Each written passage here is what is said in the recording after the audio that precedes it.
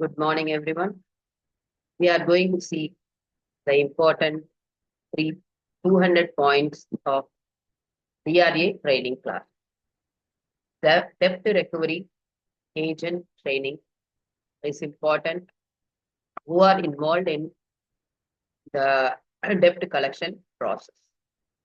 In the bank or in the financial institution, you have to undergo this training and you have to get passed in the DRA examination. Then only the agents will get the vote. So we'll see the first point. Bank is a financial institution that acts as an intermediary between savers and users of money. Bank, the bank is a financial institution that will be used to deposit your money and also helps people who are investing for them. They will get a loan from the bank. So it is a financial institution which is running intermediary between the saver and user. So the basic function of the banks are acceptance of deposit and public lending or investment of funds that are collected. Scheduled banks are the banks which are listed in the second schedule of the Reserve Bank of India Act 1934. In 1934, the Reserve Bank of India Act came. So the banks which are in that time, there were so many banks were there. From the 18th century, banks are there in India. So those are listed under the rules and regulations which are uh, uh, laid from the Reserve Bank. There are 5 rules given there. One is they must have 5 lakhs rupee as a capital. Less than 5 lakh rupee they were having as a capital, working capital. Then they didn't take in the list. And also the next one is they must be a registered company.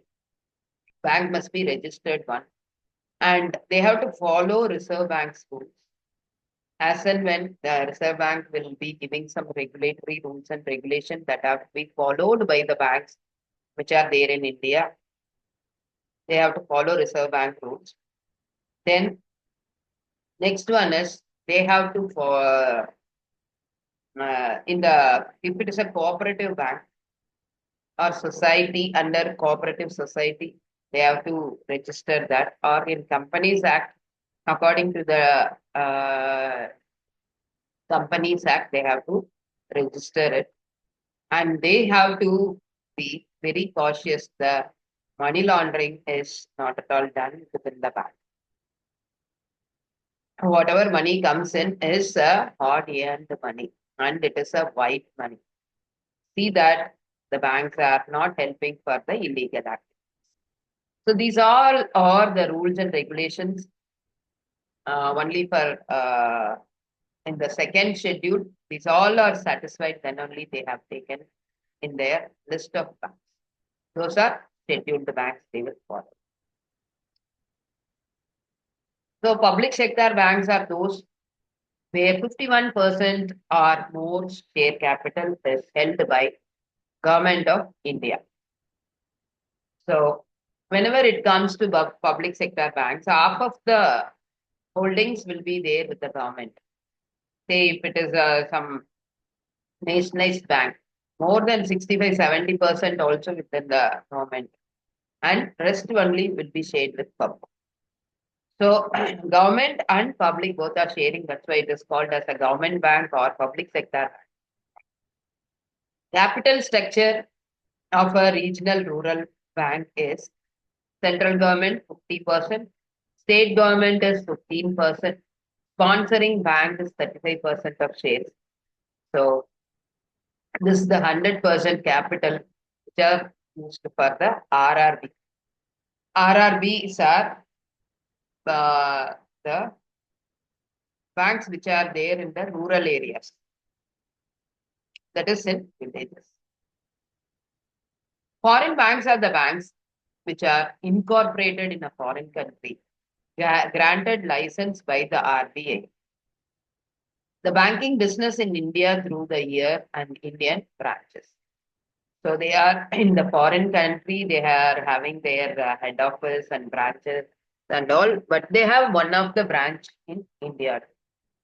For establishing their branch in India, they'll be having the permission from RBI and they'll get the license to do the banking business in India.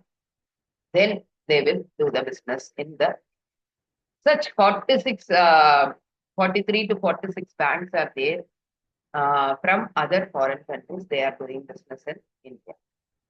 Local area banks, which have been licensed to function.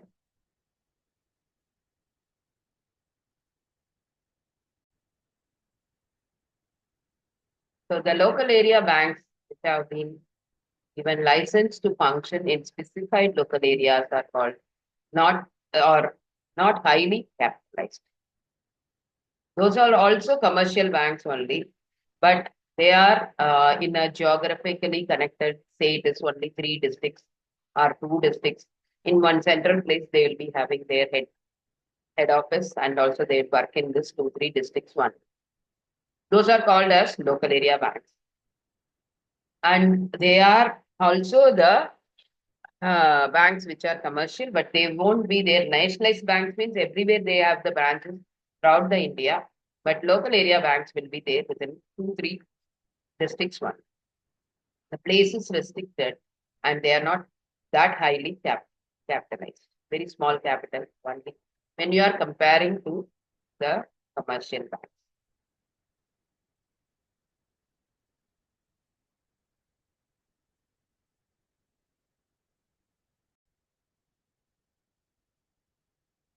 In cooperative banks are registered under the State Cooperative Act or under Central Cooperative Act. So that will be having a register there. They will be registering and it may be a cooperative society, central or state.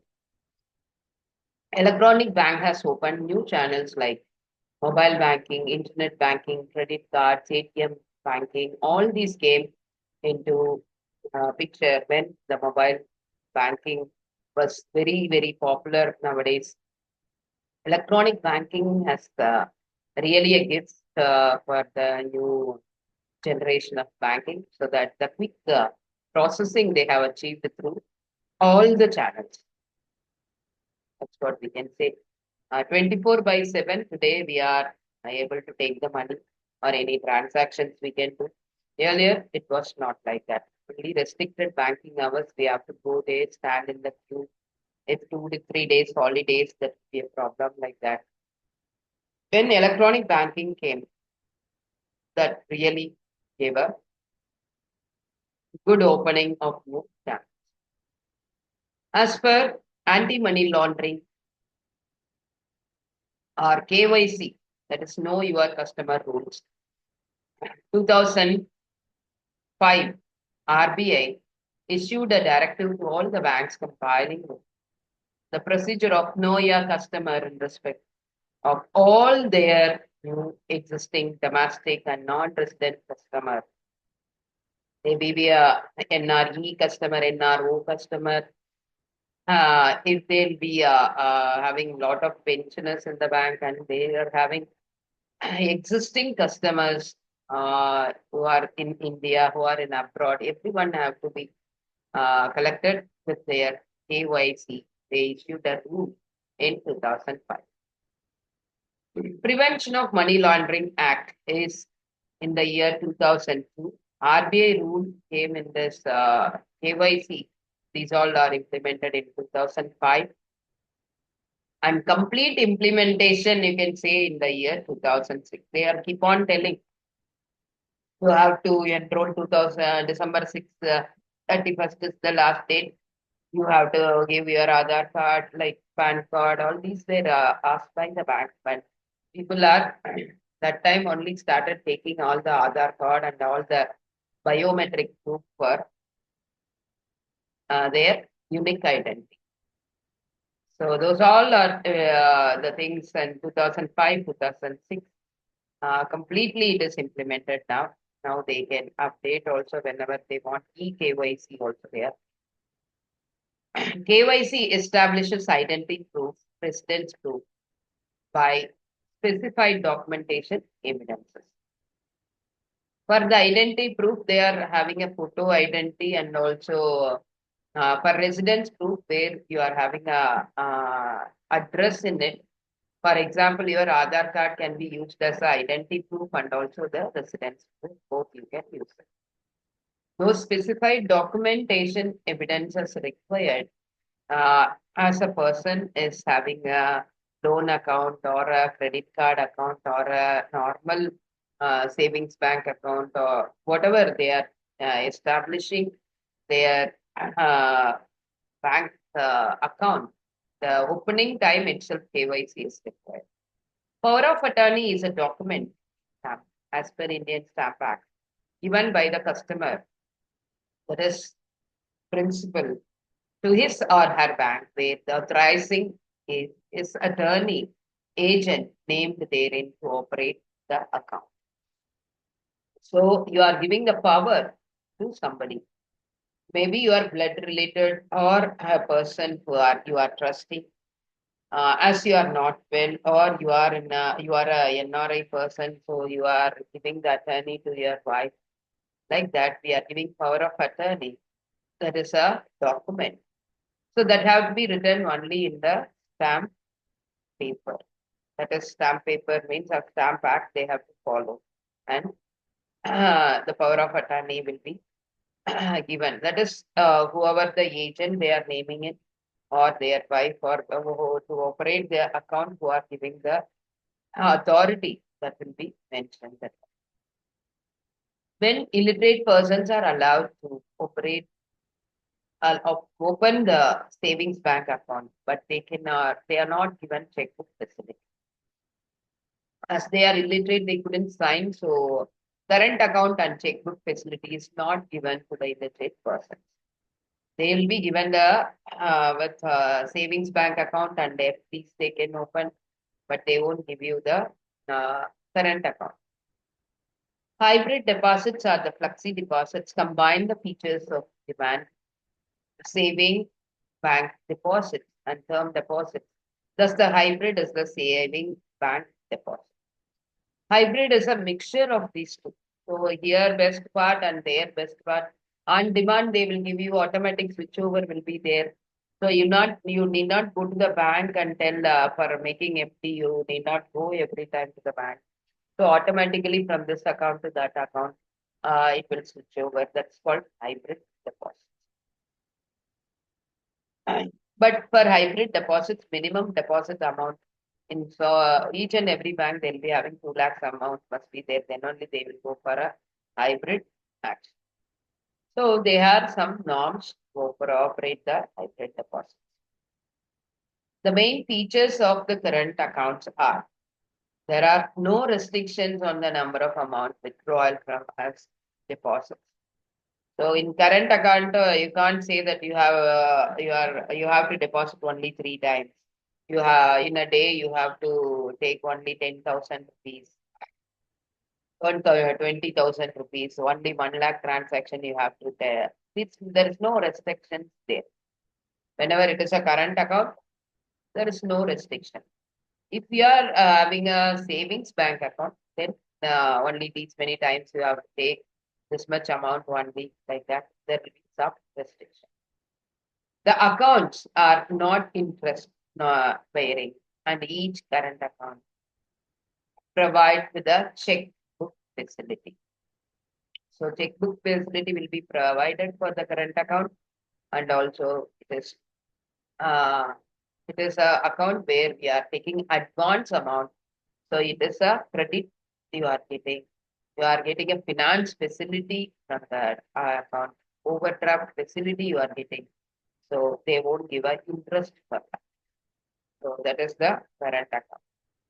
Minimum period of the FD, that is fixed deposits, is 7 days, and maximum period of the fixed deposit is, and the bank will accept is 10 years. That is 120 months.